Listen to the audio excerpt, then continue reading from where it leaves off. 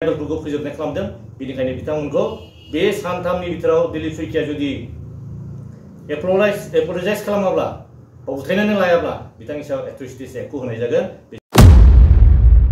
बे नन ट्राइबेल मानसि बिथांमोनहा मिथिगौ जे 6 शिड्यूल बा ट्राइबेल बे ब्लकआव हा मोना बा ट्राइबेलफोरखौ गाग्लोबनाय धरननि खोथा बुंनानै बा 6 शिड्यूल आरो ट्राइबेल बे ब्लकखौ फोजोबनायनि खोथाखौ बिथाङा बुंनानै जोंखौ सिगिदों। खुलुमनाय थाबाय गासै रायजो राजानिसिम।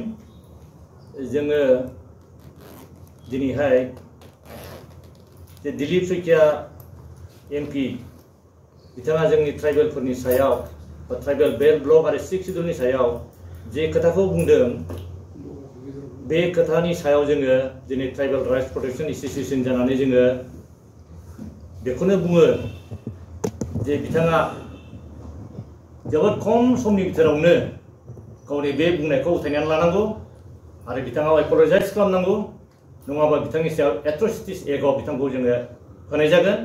मानो होनबा सासे नन ट्राइबेल मानसि आरो बे नन ट्राइबेल मानसिया जोंनि ट्राइबेल एरियायाव फैनानै बा ट्राइबेलफोरखौ गाग्लोबनाय धरननि खोथा बुंनानै बा 6 शिड्यूल आरो ट्राइबेल बेल्ट ब्लकखौ फोजोबनायनि खोथाखौ बिथाङा बुंनानै जोंखौ सिगिदों आरो बेखौ मावनो थाखाय बिथाङा जोंनि सायाव फर्स बाहायदों आरो जोंनि मानसिजोंनो बे खामानिखौ मावनो नागिरदों। बेनिखायनो बिथाङा बे गावनि बुंनायनि सायाव बिथाङा बेखौ उथायनानै लानांगौ। सानथामनि बिथोराव बिथाङा उथायनानै लानांगौ नङाबा बिथांनि सायाव जोङो एट्रसिटिस एक्टआव बिथांखौ होनाय जागोन, बिथांखौ केस फाइल खालामनाय जागोन। मानो होनबा बेयो जोंनि सायाव बुंनाय राव बे बिथां बुंनाया एट्रसाइज जायो। बे नन ट्राइबेल मानसि बिथांमोनहा मिथिगौ जे 6 शिड्यूल बा ट्राइबेल बे ब्लकआव हा मोना आरो जोंनि बिटिसिआव मोनो। बे बिटिसिआव मोनो माबायदि मोनो एमेन्डेड 6 शिड्यूल जेराव माने अट'नमास डिस्ट्रिक्ट काउन्सिलाव 30 जननि बिथोराव 26 जना जेराव माने जोंनि एमएलए माने एमसिएलए केन्डिडेट माबा एमसिएलएफोर जानो हायो, साब्रैया नमिनेटेड जानो हायो। नाथाय जोंना 6 शिड्यूल एमेन्डेडआव बे एमेन्डेडआव गासै दा जोंना 40 जन दं।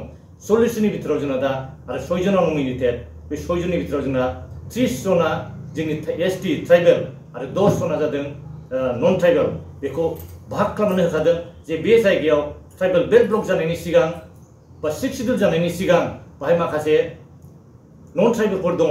बिथांमोननि सुजुग सुबिदा बिथांमोनखौ बे राइटफोरखौ होनो थाखाय बे एमेन्डमेन्टखौ खालामना होनाय जादों। बेनिखायनो 6 शिड्यूल एमेन्डेड होननानै बुंदों।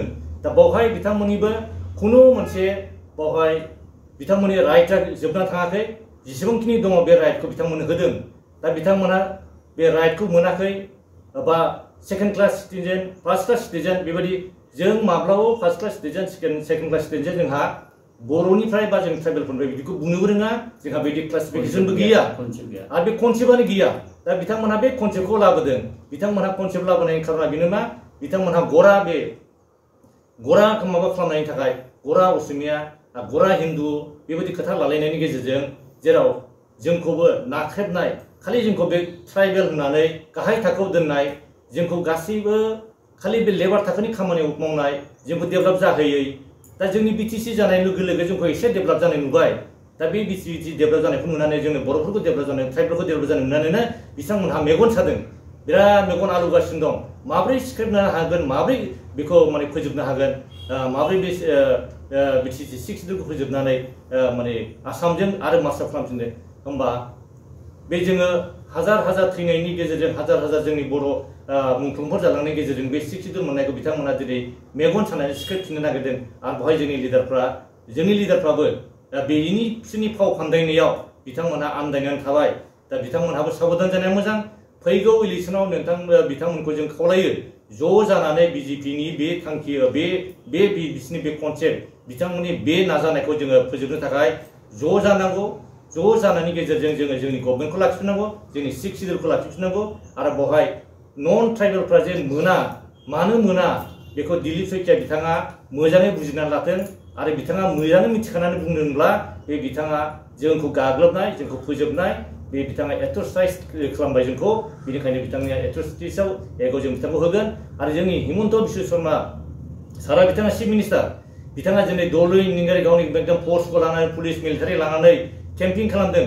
जोंनि बे ट्राइबेल एरियायाव 6 सिडुलाव बेबादि नन ट्राइबेलफ्रा बेबादि माने दम बाहायनानै बेबादि फोर्स बाहायनानै जोंखौ सिगिनानै बिदि इलेक्सन खालामनो मोना। बिथाङा बुङो जे आवगैबाराव बुंदों सोर बेलाय हाग्रामा महिलारि सोर बेलाय माने माबा मा बिजिडिसि गिलाय बिजिडिसिखौ दैयाव ब्रह्मपुत्र गारहरगोन होनदों। बे कन्स्टिटिउसनेल जों बानायनाय बे जिनिसखौ बिथाङा सासे चिफ मिनिस्टार सासे कन्स्टिटिउसननि हेड बिथाङाबो सासे स्टेटनि हेड जानानैबो बे खोथाखौ बाहायदों। बे खोथाखौ बिथाङा एट्रसाइज जायो। बिथांखौबो जों एट्रसिटिस एक्टआव होगोन जुदि चिफ मिनिस्टार जानानैबाबो।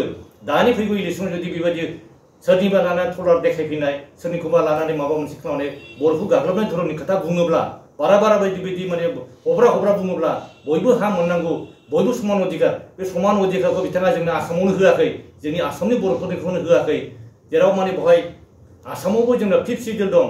5th शिड्यूल आरो 6th शिड्यूला मा बिथांमोनहा बे 5th आरो 6th शिड्यूलखौ मानो भायलेट खालामदों बे जोंनि आरो 6th शिड्यूलखौ मानो भायलेट खालामदों बेवहाय माने जोंनि बे रुलखौ मानियाबानो बिथांमोनहा जोंनाव गाग्लोबफैनाय धरनजों खालामनानै 6th शिड्यूल फोजोबनाय ट्राइबेलफोरखौ फोजोबनाय खालामदों। बेनिखायनो बिथांमोनखौ बे सानथामनि बिथोराव दिलीप शइकिया जुदि एपलजाइज खालामाब्ला उथायनानै लायाब्ला बिथांनि सायाव एट्रसिटिस एक्टखौ होनाय जागोन। बेजों आयेनजों थांगोन। आं बेखिनिखौ जोंनि लिडार दैदेनगिरिफोरा जों बर' रायजोफोरनाव खावलायबाय।